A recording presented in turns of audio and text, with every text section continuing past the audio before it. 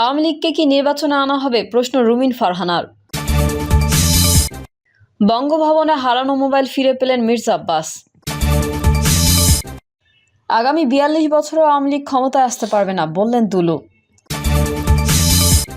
হাসিনাকে দিল্লি ছাড়া দুনিয়ার কেউ সমর্থন করেনি, বললেন রিজভী। এবং সর্বশেষ জানাবো, দুর্নীতিগ্রস্ত আমলারা রেহাই পাবে না, বললেন দুদক মহাপরিচালক। এতক্ষণ শুনছিলেন সংবাদ শিরোনাম, এবারে বিস্তারিত।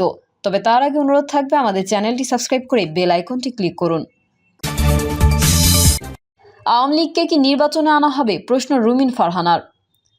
বিএনপির আন্তর্জাতিক বিষয়ক সহ সম্পাদক রুমিন ফারহানা প্রশ্ন উত্থাপন করে বলেছেন, অভ্যুত্থানকারী বড় একটা অংশ চাইছে না আওয়ামী লীগ নির্বাচনে অংশ নিক। তারা চাইছে সব নির্বাচন সম্পন্ন করে নির্বাচন হবে। নানা দিক থেকে নানা প্রশ্ন আছে, ফলে আমরা শুধু আজ আর কালের কথা চিন্তা করলে হবে না। এখন থেকে 10 বছর কিংবা 20 বা 50 বছর পর কি হবে, সেই কথাও মাথায় রাখতে হবে। রুমিন ফারহানা বলেন, বলা হবে 2014-2018 সালের নির্বাচনে যা হয়েছে 2024-25 সালের নির্বাচনেও তাই হয়েছে। ফলে এই সব বিষয় চিন্তা জগতে রেখেই নির্বাচনের পথটা আমাদের পার হতে হবে। তিনি বলেন, আগামী জাতীয় নির্বাচনে আওয়ামী লীগ যদি মাঠে থাকে তাহলে নির্বাচনী পরিবেশটা কেমন হবে? খুনোখুনি ও রক্তস্রোত বয়ে যাবে বাংলাদেশে? আমি মনে করি এই প্রশ্নগুলো সবার মনে আছে, কেউ মুখে কিছু বলছে না। সুতরাং দয়া করে প্রশ্নগুলো নিয়ে নিবিড়ভাবে আলাপ আলোচনা হওয়া উচিত। আলাপ আলোচনার মধ্যে দিয়েই এই প্রশ্নগুলোর সমাধান হওয়া উচিত। বিএনপির সাবেক এই সংসদ সদস্য বলেন, গত 5ই আগস্টের পর থেকেই বিভিন্ন মহল নানা ষড়যন্ত্রে ব্যতিব্যস্ত। তারা একদিনের জন্য অন্তর্বর্তী সরকারকে শান্তিতে দেশ পরিচালনা করতে দিতে পক্ষপাতী নয়। আমরা বিশ্বাস করি, দেশের মানুষও বিশ্বাস করে, একটি নির্বাচিত সরকার যত সহজে এই ধরনের অস্থিতিশীলতা বা সমস্যার সুরাহা করতে পারে, আর কোনো সরকারের পক্ষে সমস্যা নিরসন করা এত সহজসাধ্য ব্যাপার নয়। ফলে দেশের স্বার্থে, জনগণের স্বার্থে একটি নির্বাচন যত দ্রুত সম্ভব দিলে সেটা সব মহলের জন্যই হিতকর হবে। রুমিন ফারহানা বলেন, প্রধান উপদেষ্টা ডক্টর মোহাম্মদ ইউনূসের ভাষণের মাধ্যমে আমরা প্রাক ধারণা পেয়েছি নির্বাচন কবে অনুষ্ঠিত হতে যাচ্ছে। অবশ্যই বলতে হচ্ছে এটি একটি সুখবর, ভালো খবর।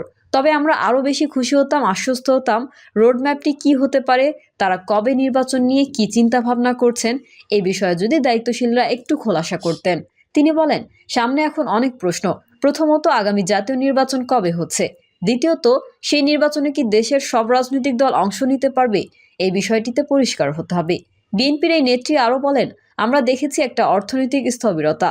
আমরা লক্ষ্য করছি দেশি বিদেশি বিনিয়োগ কিন্তু সেভাবে হচ্ছে না, কারণ বিনিয়োগের জন্য একটা স্থিতিশীল পরিবেশ প্রয়োজন। ব্যবসায়ীরা বিনিয়োগ করবেন তখনই যখন দেশে স্থিতিশীল পরিস্থিতি বিরাজ করে। তাই সেই দিক থেকে চিন্তা করলে নির্বাচিত সরকারের কোনো বিকল্প নেই। ফলে আমরা আশা করব এই অন্তর্বর্তী সরকার আমাদের একটি রোডম্যাপ দেবে। কি কি সংস্কার তারা কতদিনের মধ্যে সম্পন্ন করে মানুষের ক্ষমতা মানুষের হাতে ফিরিয়ে দেবে, এটা আমাদের আশা। মামলা বাণিজ্যের ব্যাপারে রুমিন ফারহানা বলেন, আমরা জানি অনেক নিরীহ মানুষকে টাকা দিলে মামলা থেকে নাম বাদ যাবে, টাকা না দিলে মামলায় নাম দেয়া হবে না, এরকম ঘটনা ঘটেছে। টাকা না দিলে মামলায় নাম দেওয়া হবে, এরকম ঘটনাও ঘটেছে। এই ঘটনা শুধু ব্রাহ্মণবাড়িয়ায় নয়, সারা বাংলাদেশে ঘটেছে, যা অত্যন্ত ন্যাক্কারজনক। আপনাদের মাধ্যমে পুলিশকে অনুরোধ করব, মামলা নেওয়ার আগে দয়া করে যাচাই বাছাই করবেন। আর যারা মামলা বাণিজ্যের সঙ্গে জড়িত তাদের আমি বলবো, সাবধান হয়ে যান।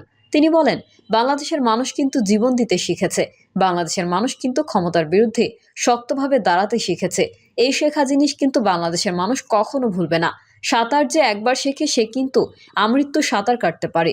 সুতরাং আপনারা সাবধান হয়ে যান।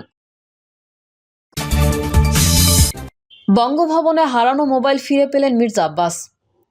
মহান বিজয় দিবসে রাষ্ট্রপতি মোহাম্মদ শাহাবুদ্দিনের আমন্ত্রণে বঙ্গভবনের সংবর্ধনা অনুষ্ঠানে গিয়েছিলেন মির্জা আব্বাস।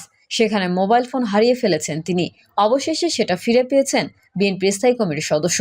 উল্লেখ্য, 16 ডিসেম্বর রাষ্ট্রপতি মোহাম্মদ শাহাবুদ্দিনের আমন্ত্রণে বঙ্গভবনে গিয়ে মোবাইল ফোন হারিয়ে ফেলেন মির্জা আব্বাস।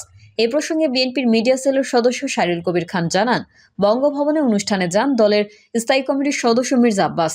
সেখানে মোবাইল ফোন হারিয়ে ফেলেন তিনি যেই চেয়ারে বসেছিলেন তার পাশের চেয়ারে মোবাইল ফোন রাখা ছিল।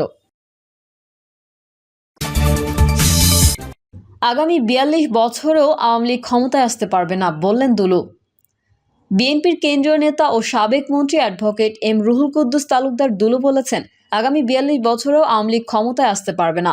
মানুষের ভোটের অধিকার, ভাতের অধিকার গণতন্ত্রের অধিকার কেড়ে নিয়েছিল। এই ফ্যাসিবাদ আওয়ামী লীগের দুঃশাসনে মানুষ অতিষ্ঠ ছিল। অ্যাডভোকেট এম রুহুল কুদ্দুস তালুকদার দুলু বলেছেন, মানুষের কথা বলার অধিকার হরণ করেছিল। গণতন্ত্র হত্যাকারীদের বিচার এই বাংলার মাটিতে হবে, কোনোভাবেই তাদের ক্ষমা করা যাবে না।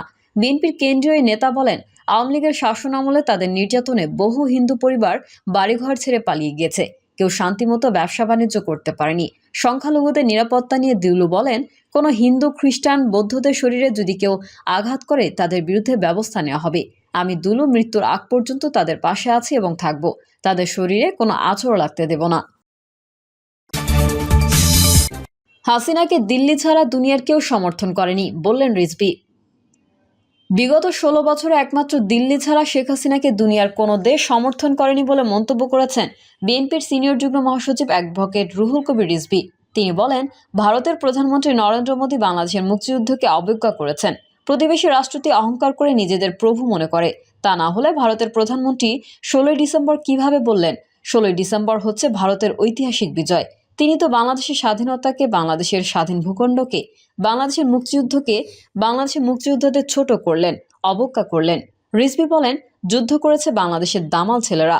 লুঙ্গি কষে বেঁধে নদী, নালা, খালবিল, জঙ্গল থেকে পাকিস্তানি হানাদার বাহিনীকে প্রতিরোধ করেছে।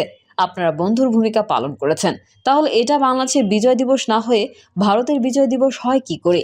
তার মানে ওনারা আমাদের মুক্তিযুদ্ধকে অবজ্ঞা করতে চান। আমাদের যে ৩০ লাখ মানুষ অকাতরে জীবন দিলেন সেটিকে তারা তুচ্ছ-তাচ্ছিল্য করতে চান। তিনি বলেন, আমেরিকা যখন যুদ্ধ করছিল ব্রিটিশদের বিরুদ্ধে, তখন ফ্রান্স আমেরিকাকে সাহায্য করেছিল। সেই ১৯৭৬ থেকে ১৯৮১ সালে তাদের বিজয় না হওয়া পর্যন্ত। কই, ফ্রান্স তো বলে না এটা তাদের বিজয় দিবস। আমেরিকানরা পালন করে তাদের বিজয় দিবস, তাদের স্বাধীনতা দিবস। বিএনপির এই মুখপাত্র বলেন, গোটা বিশ্ববাসী জানে বাংলাদেশের দামাল ছেলেরা তাদের জীবন বাজি রেখে যুদ্ধ করেছে। ৩০ লাখ মানুষ জীবন দিল।